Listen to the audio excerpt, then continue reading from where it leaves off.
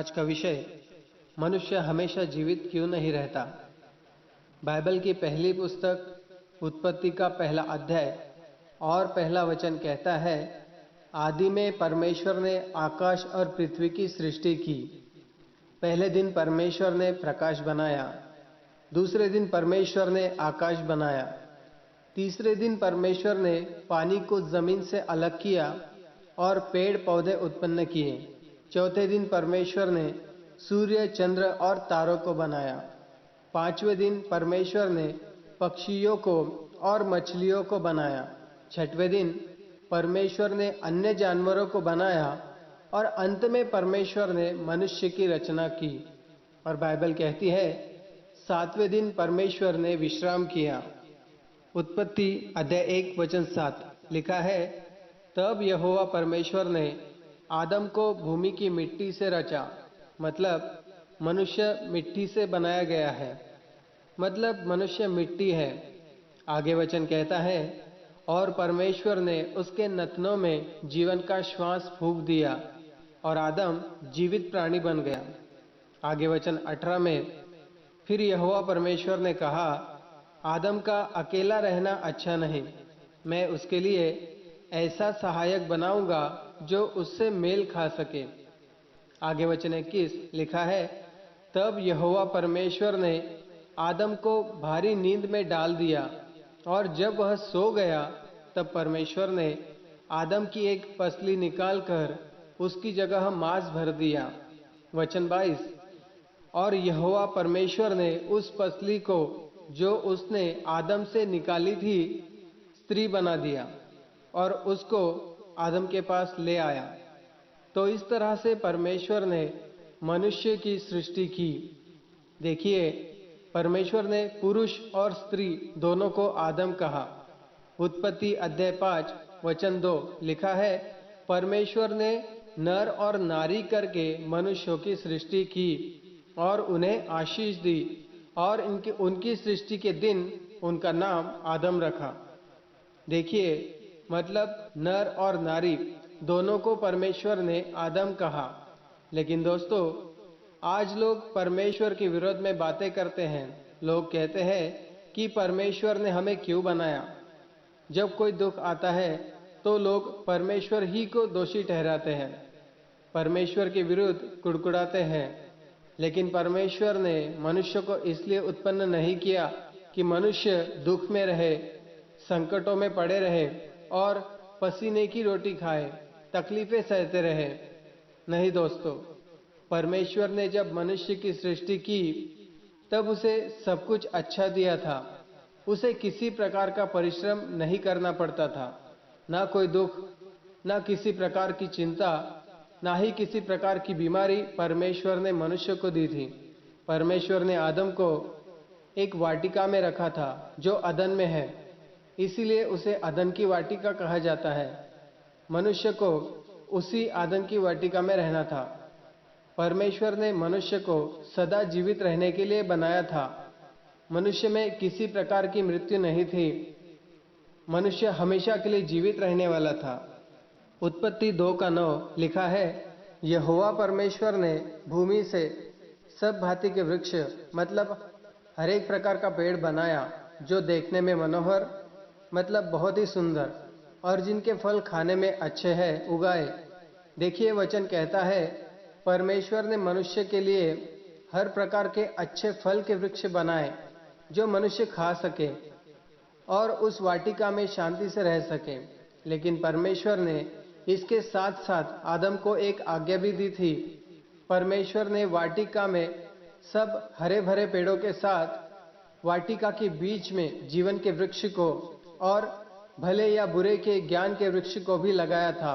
और परमेश्वर ने आदम को यह आज्ञा दी, जैसे उत्पत्ति 2 का 16 में लिखा है, परमेश्वर ने आदम को आज्ञा दी कि तू वाटिका के सब वृक्षों का फल बिना खटके खा सकता है।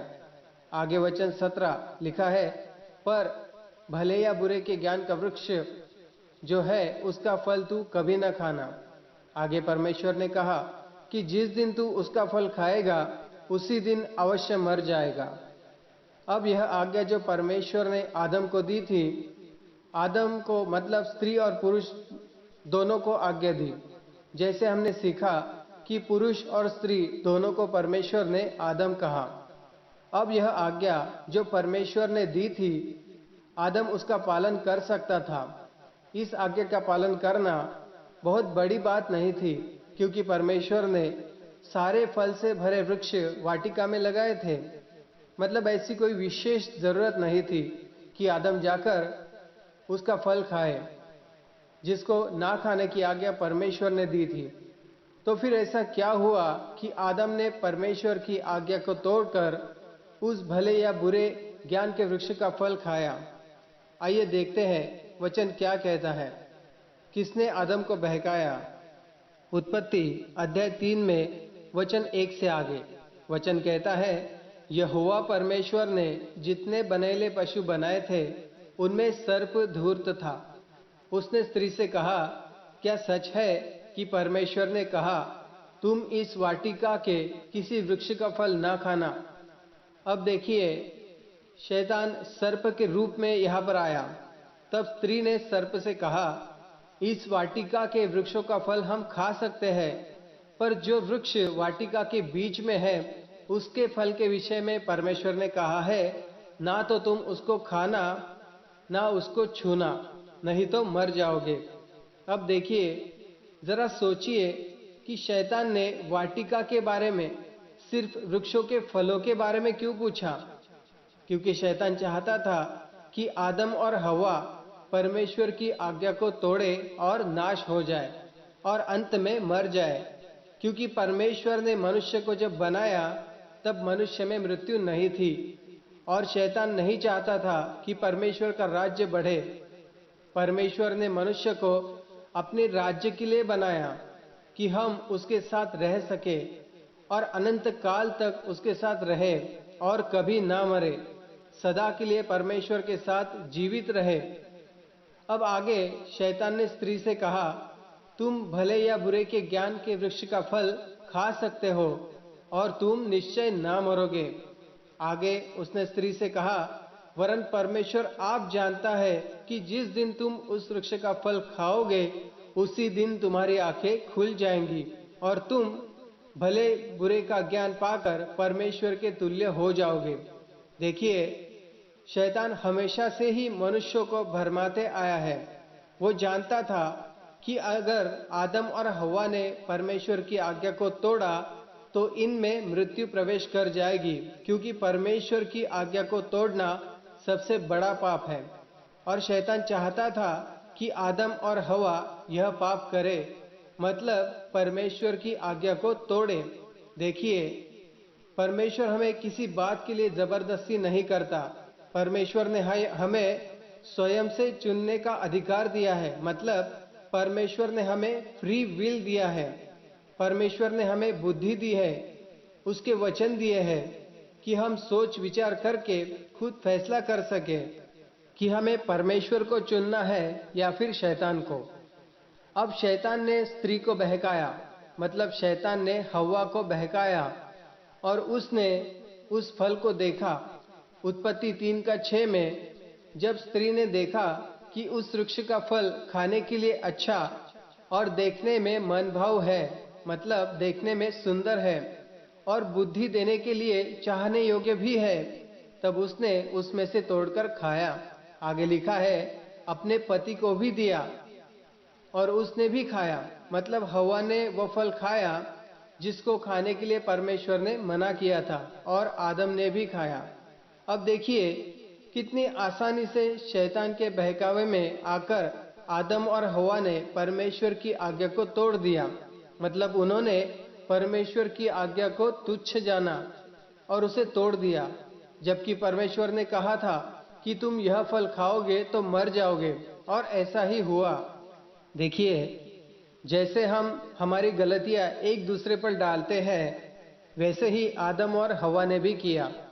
उत्पत्ति 3:12 में जब परमेश्वर ने उनसे पूछा कि तुमने वो फल क्यों खाया, तो आदम ने कहा, जिस स्त्री को तूने मेरे संग रहने को दिया है उसने उस वृक्ष का फल मुझे दिया और मैंने खाया, और स्त्री ने कहा, सर्प ने मुझे बहका दिया, तब मैंने खाया। मतलब आदम ने कहा, स्त्री ने मुझे बहकाया, और स्त्री ने कहा, सर्प ने मुझे बहकाया।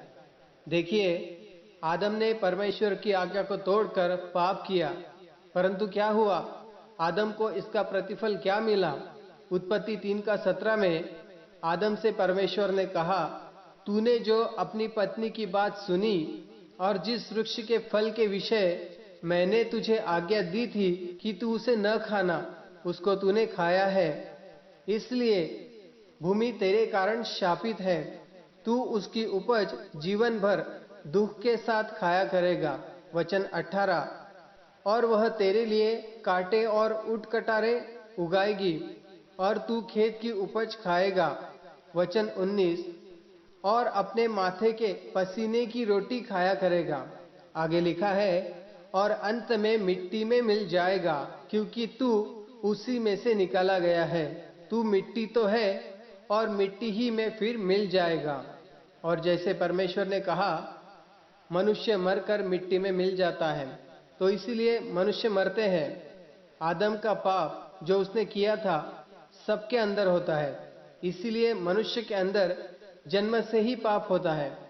जैसे भजन संहिता 51:5 में लिखा है, देख मैं अधर्म के साथ उत्पन्न हुआ और पाप के साथ अपनी माता के गर्भ में पड़ा। इसलिए हर कोई मनुष्य पापी है। लेकिन जो परमेश्वर की आज्ञा मानकर वचन के अनुसार अपना जीवन जीते हैं, वचन कहता है वो कभी नहीं मरेगा, बल्कि परमेश्वर के साथ अनंत काल का जीवन जिएगा। देखिए, उन दिनों में बाइबल हमसे कहती है कि परमेश्वर आदम से बातें करता था, और आज भी पवित्र आत्मा जो हमारे अंदर है हमसे बातें करता है। तो जो भी पवित्र आत्मा हमसे कहे, हमें वही करना चाहिए, ताकि परमेश्वर की इच्छा पूरी हो सके। अगर आदम और हव्वा परमेश्वर की आज्ञा ना तोड़ते, तो आज वो जीवित होते और कोई ना मरता। जो परमेश्वर के वचन नहीं मानता और परमेश्वर की आज्ञा को तोड़ता है, वो नाश होगा, और जो आज्ञा मानता है वो अनंत काल के लिए परमेश्वर के साथ जीवित रहेगा। आमीन।